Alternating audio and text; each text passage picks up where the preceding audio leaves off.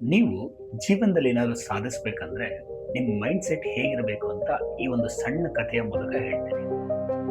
ಒಂದು ಹಳ್ಳಿ, ಆ ಹಳ್ಳಿಯಲ್ಲಿ ಒಂದು ಪ್ರಶಾಂತವಾಗಿ ಹರಿಯುತ್ತಿದ್ದ ನದಿ, ಹಾಗೆ ಆ ನದಿ ಪಕ್ಕ ಒಂದು ದೊಡ್ಡ ಬೆಟ್ಟ ಇತ್ತು. ಆ ಹಳ್ಳಿಯಲ್ಲಿ ಕೆಲವು ಕಪ್ಪೆಗಳು ವಾಸಿಸ್ತಿದ್ವು. ಪ್ರತಿ ವರ್ಷ ಈ ಕಪ್ಪೆಗಳ ಮಧ್ಯೆ ಒಂದು ಸ್ಪರ್ಧೆ ನಡೀತಿತ್ತು. ಯಾರು ಬೆಟ್ಟದ ತುದಿಗೆ ಮೊದಲು ಹೋಗ್ತಾರೋ ಅವರಿಗೆ ಒಂದು ದೊಡ್ಡ ಬಹುಮಾನ ಇರ್ತಾ ಇತ್ತು. ಆ ಸ್ಪರ್ಧೆಯ ದಿನ ಸೂರ್ಯ ಹುಡ್ತಿದ್ದಂಗೆ ಎಲ್ಲ ಕಪ್ಪೆಗಳು ಅಖಾಡಕ್ಕೆ ಎದ್ವು. ನಾನ್ ಮುಂದು ಅಂತ ಫುಲ್ ಜೋಶಲ್ಲಿದ್ವು.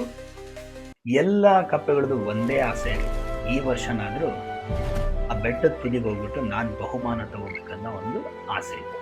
ಸ್ಪರ್ಧೆ ಶುರು ಆಯಿತು. ಎಲ್ಲ ಕಪ್ಪೆಗಳು ನಾನ್ ಮುಂದು ಅಂತ ಹುಮ್ಮಸ್ಸಲ್ಲಿ ಬೆಟ್ಟ ಹತ್ತಕ್ಕೆ ಶುರು ಮಾಡಿದ್ವು. ಹತ್ತುತ್ತಾ ಇದ್ವು. ಒಂದು 25-30% ಹತ್ತಿದ್ದಂಗೆ ಕೆಲವು ಕಪ್ಪೆಗಳಿಗೆ ಒಂದು ಅನುಮಾನ ಶುರು ಆಯಿತು. ಇದಿಷ್ಟು ಕಷ್ಟ ಇದೆ, ನನ್ನ ಕೈಲಿ ಮಾಡೋಕ್ಕಾಗುತ್ತಾ, ಹೆಂಗಾದ್ರೂ ಇರಲಿ ಜೊತೆಗೆ ಹೋಗ್ತಿರೋದನ್ನ ಕೇಳಿ ನೋಡೋಣ ಅಂದ್ಬಿಟ್ಟು ಜೊತೆಗೆ ಹೋಗ್ತಿರೋ ಕಪ್ಪೆಗಳನ್ನ ನಿಲ್ಲಿಸ್ಬಿಟ್ಟು ಮಾತಾಡೋಕ್ಕೆ ಶುರು ಮಾಡಿದ್ವು. ಇದು ನಮ್ಮ ಕೈಲಿ ಮಾಡೋಕ್ಕಾಗುತ್ತಾ, ತುಂಬ ಕಷ್ಟ ಇದು, ಯಾಕೆ ಸುಮ್ಮನೆ ಮೈಕೈ ನೋವು ಮಾಡ್ಕೊಳ್ಳೋದು, ನನಗನ್ಸುತ್ತೆ ನಾವೆಲ್ಲ ಹೋಗ್ಬಿಡೋಣ ಅಂತ ಹಿಂಗೆ ಡಿಸ್ಕಸ್ ಮಾಡ್ಕೊಂಡು 4-5 ಕಪ್ಪೆಗಳು ಒಂದು ಕೆಳಗಡೆ ಇಳ್ಕೊಂಡು ಹಳ್ಳಿ ಕಡೆ ಬಂದ್ಬಿಟ್ಟು. ಕೆಲವು ಕಪ್ಪೆಗಳು ಆಲ್ಮೋಸ್ಟ್ ಅಲ್ಲಿ ಅರ್ಧಕ್ಕೆ ಹತ್ಬಿಟ್ಟಿದ್ವು. ಅರ್ಧಕ್ಕೆ ಹತ್ತಿದ್ಮೇಲೆ ಅವಕ್ಕೆ ಸುಸ್ತಾಯಿತು. ಕೆಲವು ಕಪ್ಪೆಗಳು ಹತ್ತತಾನೇ ಇದ್ವು. ಆ ಕಪ್ಪೆಗಳು ನೋಡಿ ಈ ಕಪ್ಪೆಗಳಿಗೆ ಜಲಸಿ ಶುರು ಆಯಿತು. ಅಯ್ಯೋ, ಇವರೇ ನಮ್ಗಿಂತ ಮುಂದೆ ಹೋಗ್ತಾ ಇದ್ದಾರೆ, ನಮಗೆ ನೋಡಿದ್ರೆ ಸುಸ್ತಾಗ್ತಿದೆ, ಹತ್ತಕ್ಕಾಗಲ್ಲ ಅನ್ಸುತ್ತೆ, ಹೆಂಗಾದ್ರೂ ಮಾಡಿ ಇವಕ್ಕೂ ತಲೆ ಕೆಡಿಸ್ಬಿಟ್ಟು ಕೆಳಗಡೆ ಕರ್ಕೊಂಡು ಹೋಗೋಣ, ನಾನೊಬ್ಬನೇ ಸೋತ್ರೆ ಹೆಂಗೆ, ಇವನ್ನೂ ಸೋಲಿಸ್ಬೇಕಲ್ವಾ ಅಂತ ಕೂತ್ಕೊಂಡು ಅವ್ರನ್ನ ಕರೆದ್ಬಿಟ್ಟು, ಅಯ್ಯೋ ಇದೆಲ್ಲ ಹತ್ತಕ್ಕಾಗಲ್ಲ, ತುಂಬ ಕಷ್ಟ ಅಂತ ಆರ್ಗ್ಯುಮೆಂಟಿಗೆ ಇಳಿದ್ವು.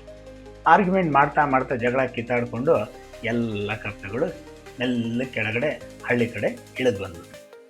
ಅಲ್ಲೊಂದು ಕಪ್ಪೆ ನಿಧಾನಕ್ಕೆ ಹೆಜ್ಜೆ ಮೇಲೆ ಹೆಜ್ಜೆ ಹಾಕ್ಕೊಂಡು ಯಾರ್ದು ತಲೆ ಕೆಡಿಸ್ಕೊಳ್ದಲೆ ಹತ್ತುತ್ತಾನೇ ಇತ್ತು.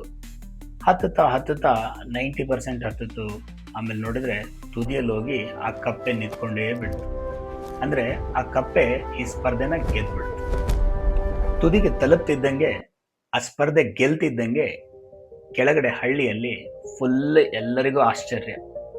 ಏನಪ್ಪ ಇದು, ನಮ್ಮ ಕೈಲಿ ಮಾಡೋಕ್ಕಾಗಲಿದ್ದು ಈ ಕಪ್ಪೆ ನಿಧಾನಕ್ಕೆ ತಲುಪಿಬಿಟ್ಟು ಸ್ಪರ್ಧೆನೇ ಗೆದ್ಬಿಡ್ತಲ್ಲ ಅಂತ. ಆಗ ಆ ಕಪ್ಪೆ ನಿಧಾನಕ್ಕೆ ಕೆಳಗಡೆ ಇಳ್ಕೊಂಡು ಬಂತು. ಆಗ ಎಲ್ಲರಿಗೆ ಇನ್ನೊಂದು ಆಶ್ಚರ್ಯ ಕಾಡಿತ್ತು.